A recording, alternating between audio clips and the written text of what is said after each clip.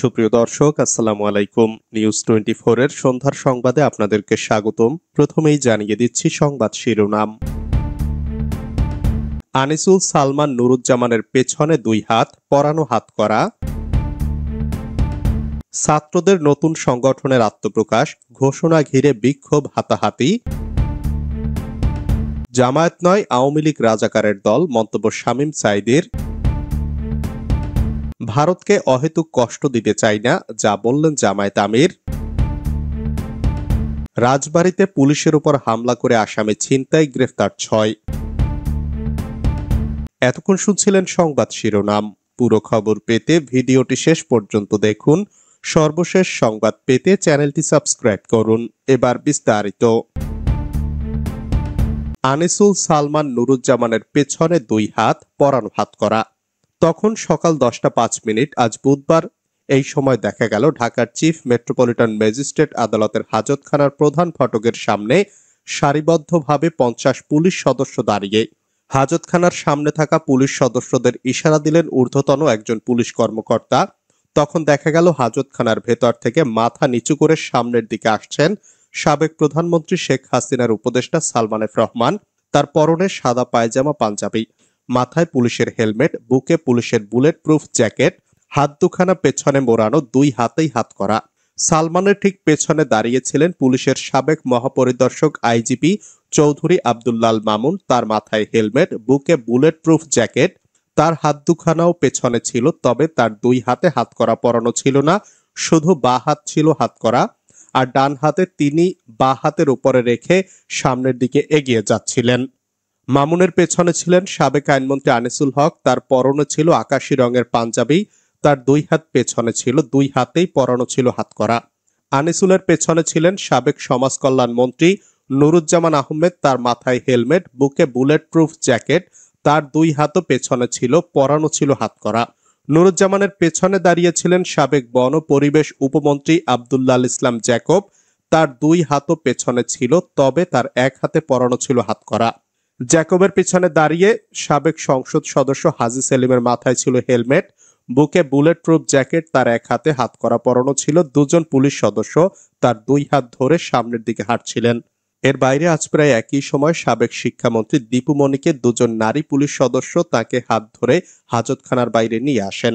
এরপর সালমান, আনিসুল, নুরুজ্জামানদের আদালত ভবনের নিচতলা থেকে সিঁড়ি দিয়ে হাঁটিয়ে 2 তলায় ওঠানো হয়। তারপর তাদের একে একে আসামির কাঠগড়ায় তোলা হয়। কাঠগড়ায় তোলার পর আনিসুল, সালমান ও নুরুজ্জামানের হাতকড়া খোলা হয়। যখন পুলিশ তাদের হাতকড়া খুলছিল তখন 3 জনেরই মুখ ছিল নিচের দিকে। হাতকড়া খোলার পর বিমর্ষ মুখে সালমান তার আইনজীবীদের সঙ্গে কথা বলতে শুরু করেন। ছাত্রদের নতুন সংগঠনের আত্মপ্রকাশ, ঘোষণা ঘিরে বিক্ষোভ হাতাহাতি। বৈষম্য বিরোধী ছাত্র আন্দোলনের সাবেক সমন্বয়কদের উদ্যোগে গঠিত নতুন ছাত্র সংগঠনের নাম দেওয়া হয়েছে গণতান্ত্রিক ছাত্র সংসদ। নতুন এই সংগঠনের কেন্দ্রীয় আহ্বায়ক হয়েছেন আবু বাকের মজুমদার, আর কেন্দ্রীয় কমিটির সদস্য সচিবের দায়িত্ব পেয়েছেন জাহিদ হাসান। বুধবার বিকেলে ঢাকা বিশ্ববিদ্যালয়ের মধুর ক্যান্টিনে সংবাদ সম্মেলন করে এই সংগঠনের আনুষ্ঠানিক ঘোষণা দেওয়া হয়েছে। এই ঘোষণা ঘিরে 2 পক্ষের মধ্যে পাল্টাপাল্টি স্লোগান ও হাতাহাতির ঘটনা ঘটেছে। বেলা 3টায় মধুর ক্যান্টিনে সংবাদ সম্মেলন করে নতুন ছাত্র সংগঠনের আত্মপ্রকাশের ঘোষণা ছিল। এ উপলক্ষে বৈষম্য বিরোধী ছাত্র আন্দোলনের সাবেক সমন্বয়কেরা সেখানে এসে জড়ো হন। অন্যদিকে বেসরকারি বিশ্ববিদ্যালয়ের একদল শিক্ষার্থী সংগঠনের কেন্দ্রীয় কমিটিতে নিজেদের পর্যাপ্ত সংখ্যক পদ দাবি করে বিক্ষোভ করেন। মধুর ক্যান্টিনের সামনে 2 পক্ষের অবস্থানের মধ্যে বিকেল 4টার পরে হাতাহাতির ঘটনা ঘটে। এক পর্যায়ে বৈষম্য বিরোধী ছাত্র আন্দোলনের নেতারা মধুর ক্যান্টিনে এসে নতুন ছাত্র সংগঠনের নাম ও দায়িত্বপ্রাপ্ত নেতাদের নাম ঘোষণা করেন। এরপর তারা মিছিল নিয়ে মল চত্বরের দিকে এগিয়ে যান। সেখানে পদবঞ্চিত দাবি করে বিক্ষোভরত শিক্ষার্থীদের সঙ্গে তাদের দ্বিতীয় দফায় হাতাহাতির ঘটনা ঘটে। এ সময় কয়েকজন আহত হয়েছেন বলে প্রত্যক্ষদর্শী শিক্ষার্থীরা জানিয়েছেন, তবে তাৎক্ষণিকভাবে তাদের নাম পরিচয় জানা যায়নি। পরে সন্ধ্যায় 2 পক্ষের মধ্যে আরেক দফায় মারামারির ঘটনা ঘটেছে। জামায়াত নয় আওয়ামী লীগ রাজাকারের দল, মন্তব্য শামীম সাঈদীর। জামায়াত ইসলামী রাজাকার নয়, আওয়ামী লীগ রাজাকারের দল বলে মন্তব্য করেছেন আল্লামা দেলোয়ার হোসেন সাঈদীর বড় ছেলে আল্লামা সাঈদী ফাউন্ডেশনের চেয়ারম্যান আলহাজ শামীম সাঈদী। গতকাল মঙ্গলবার রাতে পিরোজপুরের স্বরূপকাঠিতে সরকারি স্বরূপকাঠি পাইলট মডেল মাধ্যমিক বিদ্যালয়ের মাঠে উপজেলা সমাজ কল্যাণ পরিষদের উদ্যোগে আয়োজিত তাফসিরুল কুরআন মাহফিলে প্রধান অতিথির বক্তব্যে তিনি মন্তব্য করেন। শামীম সাঈদী বলেন, জামায়াত ইসলামী বললে বলা হয় রাজাকার। একজন লোকও কি বলতে পারবেন জামায়াত ইসলামীর কোন লোকের পাকিস্তানে বাড়ি আছে? জামায়াতের কোন নেতা পাকিস্তানে ব্যবসা করে? জামায়াতের কেউ পাকিস্তানে পালিয়েছে ভারতের রাজাকার ভারতে পালিয়ে গেছে। কাজে রাজাকার বলতে আওয়ামী লীগকেই বোঝায়। জামায়াত ইসলামী রাজাকার নয়, আওয়ামী লীগ রাজাকারের দল। তারা ক্ষমতায় থাকতে রাজাকারের তালিকা করেছিল। তাদের মুক্তিযুদ্ধ বিষয়ক মন্ত্রী আকম মোজাম্মেল হকের সেই তালিকায় 90% লোকেই ছিল তাদের দলের লোকের নাম। ভারতকে অহেতুক কষ্ট দিতে চাই না, মন্তব্য জামায়াত আমিরের। জামায়াত ইসলামীর আমির ডাক্তার শফিকুর রহমান বলেছেন, ভারত আমাদের নিকটতম প্রতিবেশী দেশ। আমরা ভারতকে অহেতুক কষ্ট দিতে চাই না, কিন্তু অন্যায়, অমানবিক, অহেতুক কোনো কিছু চাপাতে বা কষ্ট দিতে চাইলে আমরা কারো চোখের দিকে তাকাবো না। বুধবার দুপুরে পঞ্চগড় চিনিকল মাঠে জেলা জামায়াত আয়োজিত বিশাল জনসভায় তিনি কথা বলেন। জামায়াত আমির বলেন, গডমাদার, ফেসিবাদী আর মাফিয়াদের বাংলাদেশ চাই না। আমরা চাই বৈষম্যহীন মানবিক বাংলাদেশ। মেজরিটি মাইনরিটি জানি না, এদেশে জন্ম নেওয়া সবাই গর্বিত নাগরিক। আমরা ধর্ম বর্ণের নামে ভাগ করতে চাই না। যে জাতি বিভক্ত সে জাতি বিশ্বের দরবারে মাথা উঁচু করে দাঁড়াতে পারে না। রাজবাড়ীতে পুলিশের উপর হামলা করে আসামি ছিনতাই, গ্রেফতার 6। রাজবাড়ীতে গোয়েন্দা পুলিশের উপর হামলা করে মাদক মামলার এক আসামি ছিনতাইয়ের অভিযোগ উঠেছে। এতে আহত হয়েছেন জেলা গোয়েন্দা পুলিশের এসআই ওয়াহিদুল হাসান। তাকে রাজবাড়ী সদর হাসপাতালে ভর্তি করা হয়েছে। এ ঘটনায় পুলিশ 6 জনকে গ্রেফতার করেছে।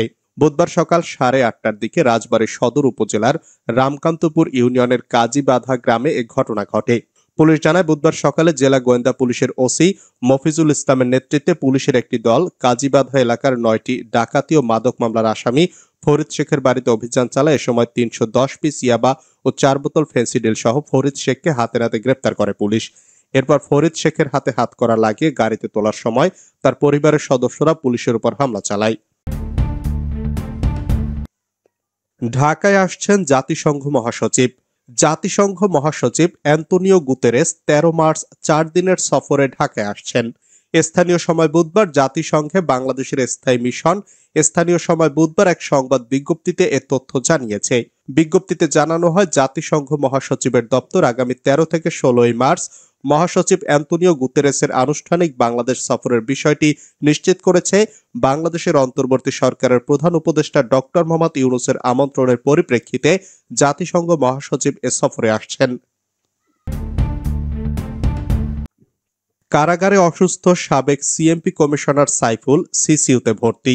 অসুস্থ হয়ে পড়ায় কারাবন্দী চট্টগ্রাম মহানগর পুলিশের সাবেক কমিশনার সাইফুল ইসলামকে হাসপাতালের করোনারি কেয়ার ইউনিটে ভর্তি করা হয়েছে। মঙ্গলবার রাতে এ তথ্য নিশ্চিত করেছেন চট্টগ্রাম কেন্দ্রীয় কারাগারের জেলার মোহাম্মদ মাসুদ হাসান জুয়েল। তিনি বলেন, হত্যা মামলার আসামি সিএমপির সাবেক কমিশনার সাইফুল ইসলাম কারাগারে শারীরিকভাবে অসুস্থ হওয়ায় আদালতের নির্দেশে তাকে চট্টগ্রাম মেডিকেল কলেজ হাসপাতালে পাঠানো হয়। চিকিৎসকরা পরীক্ষা নিরীক্ষা করে জানান, সাইফুলের হার্ট ও শারীরিক অবস্থার অবনতি হয়েছে। তাকে সিসিইউতে ভর্তি করে পর্যবেক্ষণে রাখা হয়েছে।